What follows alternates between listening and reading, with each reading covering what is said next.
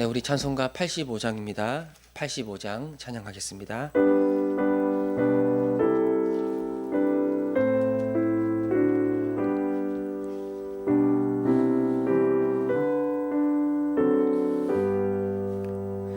구주를 생각만 해도 이렇게 좋거든. 주 얼굴 배울 때야 얼마나 좋으랴. 만민의 구주 예수의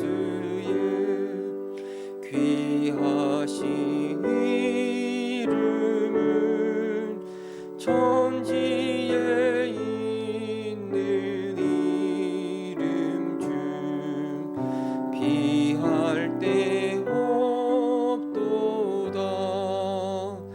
참 회개하는 자에게 소망이 되시고 구하고 찾는 자에게 기쁨이 되신다. 예수의 넓은 사랑을 지다 말하랴. 주 사랑 받은 사람만 그 사랑 알도다. 사랑의 구주 예수여 내 기쁨 되시고 이제로부터 영원히 영광이 되소서.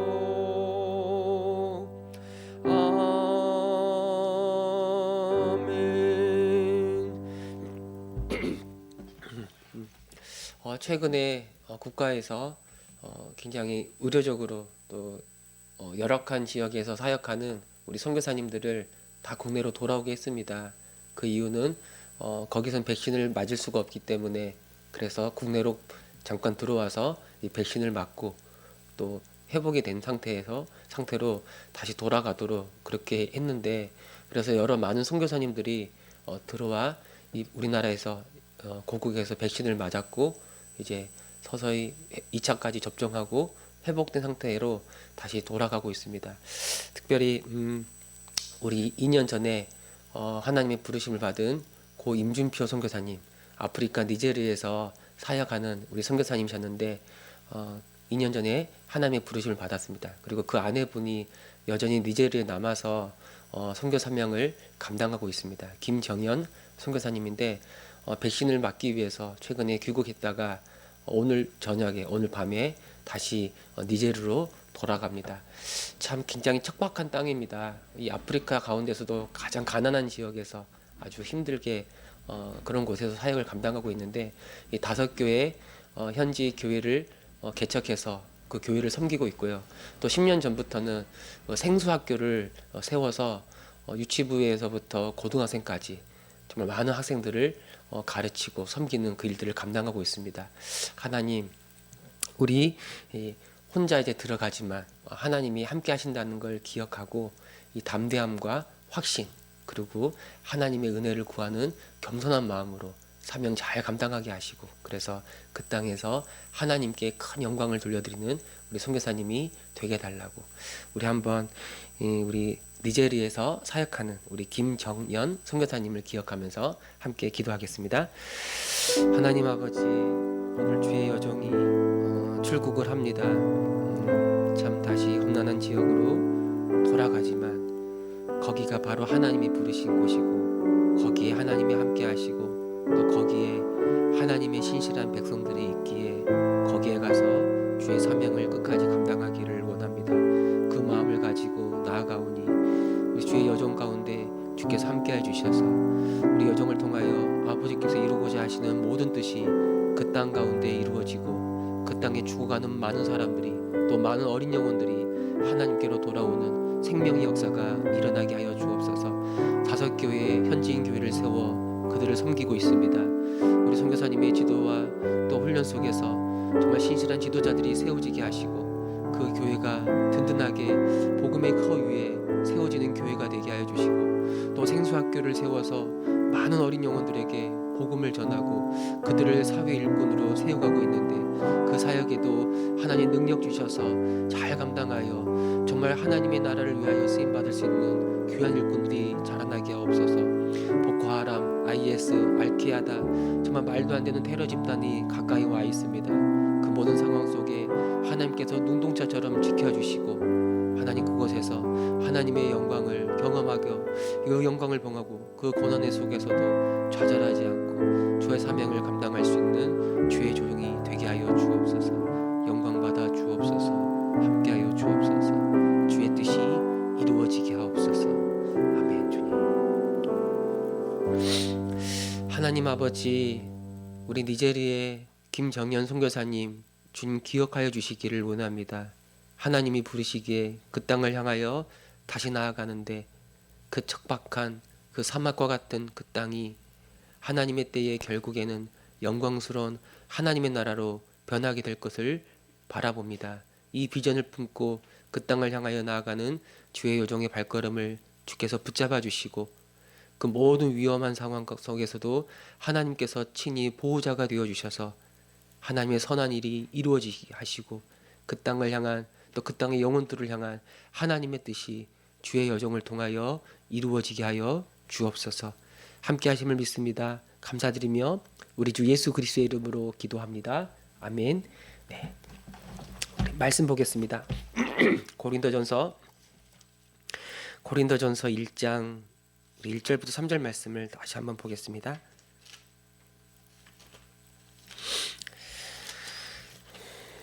(1장 1절부터 3절) 말씀 우리 함께 말씀 보겠습니다. 하나님의 뜻을 따라 그리스도 예수의 사도로 부르심을 받은 바울과 형제 소수대네는 고린도에 있는 하나님의 교회 곧 그리스도 예수 안에서 거룩하여지고 성도라 부르심을 받은 자들과 또 각 처에서 우리의 주 곧 그들과 우리의 주 되신 예수 그리스도의 이름을 부르는 모든 자들에게 하나님 우리 아버지와 주 예수 그리스도로부터 은혜와 평강이 있기를 원하노라. 아멘.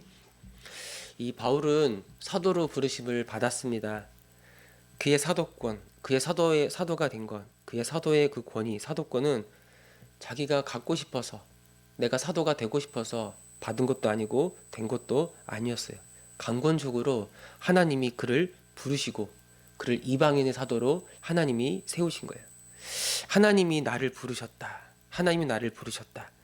이 신적인 부르심에 대한 확신이 있을 때 우리는 그 어떤 자리에서도 이 담대함과 확신을 가지고 나아갈 수가 있습니다.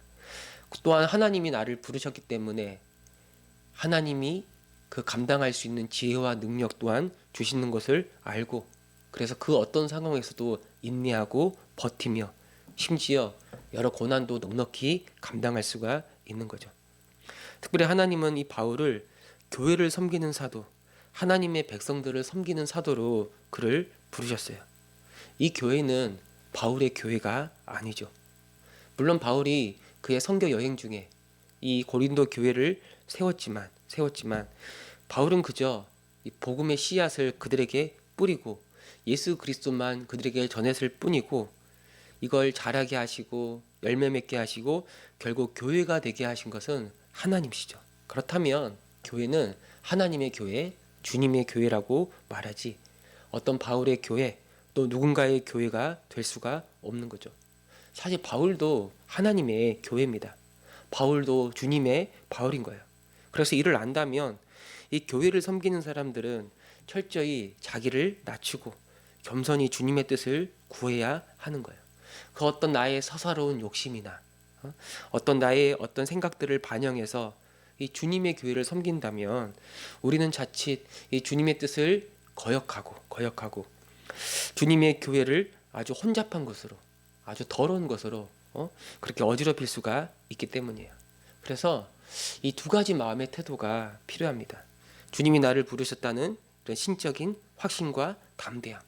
그리고 이 교회는 주님의 교회이기 때문에 오직 주의 뜻을 구하고 겸손히 순종하며 주님의 인도함을 따라 나아가는 것. 이 두 가지가 정말 주님의 일을 감당하는 사람들에게 필요한 그런 내적인 자세라고 말할 수가 있습니다.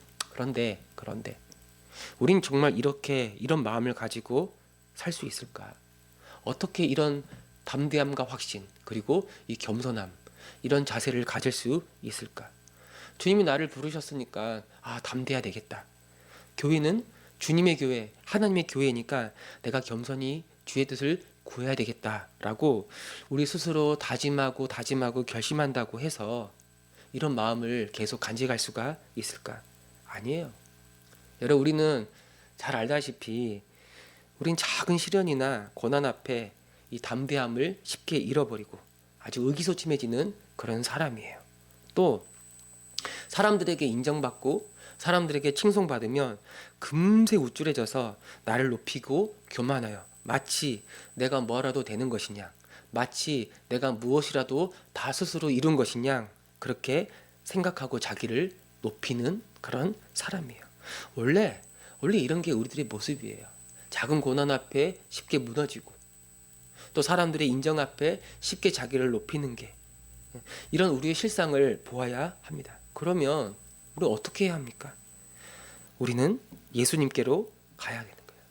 그 예수 그리스도, 우리가 예수님께 나아갈 때, 우리가 주님을 바라볼 때 예수 안에서 그런 나의 옛사람은 죽고 예수 안에서 예수의 생명으로 다시 새롭게 살아난 새로운 사람인 사실을 예수 안에서 늘 바라보고 볼 수 있어야 합니다.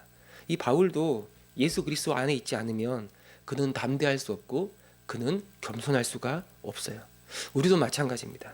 우리가 예수님을 바라보지 않으면 예수님을 통해서 그분에게서 담대함과 그분에게서 겸손함과 온유함을 배우지 않으면 결국 우리는 자기의 길을 가게 될 것이고 결국 점점 망하는 길로 들어가게 되는 거죠. 바울은 계속해서 2절에서 교회는 하나님의 교회다. 교회는 하나님에게 속해 있지 바울이나 사람에게 어떤 특정한 사람에게 속한 것이 아니다. 그리고 또 말하기를 교회는 그리스도 예수 안에서 거룩해져서 성도라 부름을 받은 사람들이다라고 말하고 있습니다. 이 거룩은 구별된 것이라는 의미를 가지고 있습니다. 그래서 하나님의 것으로 구별된 것, 하나님의 것, 하나님의 소유, 그것 자체가 거룩하다라고 말하는 거예요. 그러니까 하나님의 것으로 구별된 것이기 때문에 어떤 장소적인 표현으로, 어떤 영역적인 표현으로 하나님의 영역 안에 들어가 있기 때문에 이 거룩하신 하나님을 반영하고 거룩하신 하나님을 드러낼 수밖에 없는 거예요. 그러면 우리는 어떻게 거룩해졌는가? 우리는 어떻게 거룩하신 하나님의 임재 가운데 나아갈 수 있게 되었는가? 우리는 어떻게 의로운 사람이 되었는가? 바로 예수 그리스도께서 우리를 대신하여 십자가에 매달려 죽으심으로 우리의 모든 죄를 사하시고 하나님 앞에 흠이 없고 거룩한 자로 우리를 세우셨기 때문이에요. 거룩은 우리 스스로 만들어낸 게 아니에요. 거룩은 하나님이 예수 그리스도 안에서 예수 그리스도로 말미암아 우리에게 주신 거예요. 그래서 우리가 예수를 믿을 때 예수 안에서 거룩한 자가 되어 하나님 앞에 거룩한 자로 서 있는 거예요. 이 거룩한 자들, 이게 바로 성도인데 바로 이것이 예수 믿는 하나님의 교회, 하나님의 백성들의 정체성이다라고 말하고 있습니다. 또한 말하기를 교회는 예수 그리스도의 이름을 부르는 자들이다라고 말하고 있어요. 이 말은 오직 예수 안에 우리의 구원이 있습니다라고 고백하는 거예요. 천하 만민 중에 구원 얻는 이름은 예수의 이름밖에 없습니다. 오직 예수의 길밖에 없습니다. 예수 외에는 구원의 길이 없고 오직 예수 안에만 구원이 있습니다. 이걸 인정하고 예수의 이름을 부르고 예수의 이름을 높이고 예수님을 찬양하고 예배하는 사람들, 바로 그들이 교회다라고 말하는 거예요. 그러면 누가 교회인가? 어떻게 우리는 교회가 되는가? 오직 예수 안에서 예수의 이름을 부르며 거룩해진 사람들만이 교회다라고 말하는 거예요. 예수를 믿고 예수와 연합하여 예수의 거룩함으로 옷 입은 사람들만이 하나님의 교회, 주님의 교회가 되고 주님의 소유가 되는 것이지, 예수를 믿지 않고 그분과 연합되어 있지 않고 그래서 거룩하지 않은 자들은 교회라고 말할 수가 없어요. 그러나 그가 누구든 상관없어요.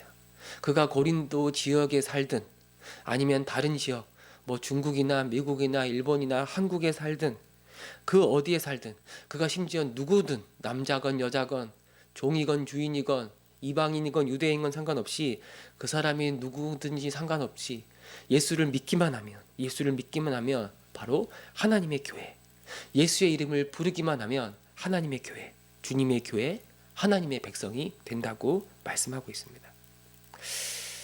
계속해서 3절에서 바울이 하나님 아버지와 예수 그리스도로부터 은혜와 평강이 있기를 원한다. 이 은혜는 하나님의 자격이 없는 자에게 베푸시는 하나님의 호의를 말하는 거예요.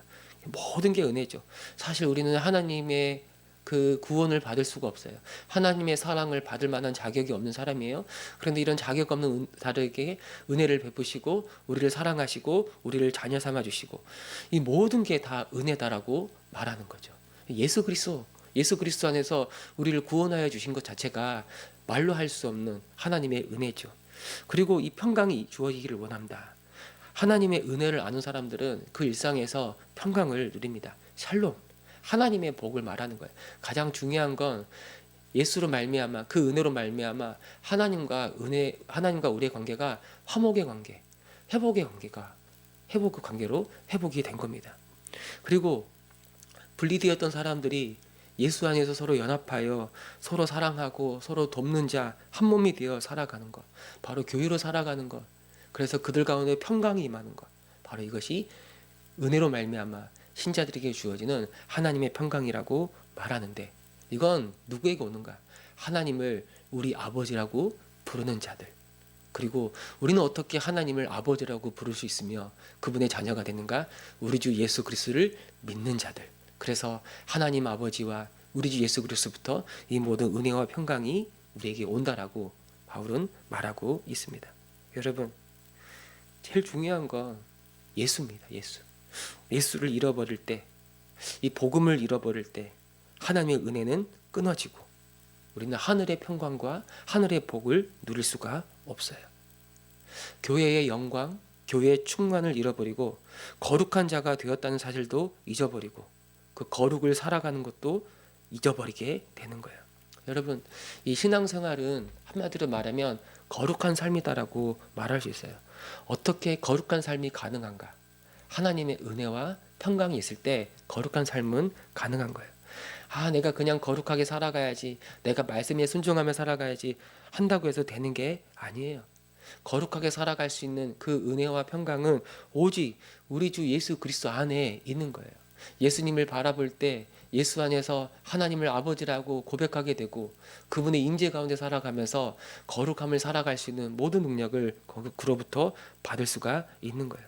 그래서 그분을 바라보고 그분을 믿으며 서 있을 때 거룩의 은혜를 덧입고 날마다 하나님의 임재 가운데 살아가고 하나님을 심지어 아버지라고 부르고 그 아버지 하나님의 돌보심 가운데 살아가는 은혜를 누리게 되는 겁니다. 하나님, 오늘 하루 내가 하나님 앞에 정말 신실하게 거룩하게 살기를 원합니다. 내가 하나님의 거룩한 성도로 부르심을 받았기에, 아니 이미 예수 그리스도 안에서 거룩한 자가 되었기에 거룩한 자로 살아가기를 원합니다. 더 예수님을 바라보고 그분의 거룩함을 덧입고 오늘도 주님이 거룩한 길을 걸어가셨던 것처럼 나도 주님의 길을 따라 그 거룩의 길을 걸어가고 주님께 영광을 돌리며 하나님 나라의 복을 누릴 수 있는 복된 하루가 되게 하여 주옵소서. 오늘 말씀이 저와 여러분 우리의 기도가 되기를 바랍니다. 아멘.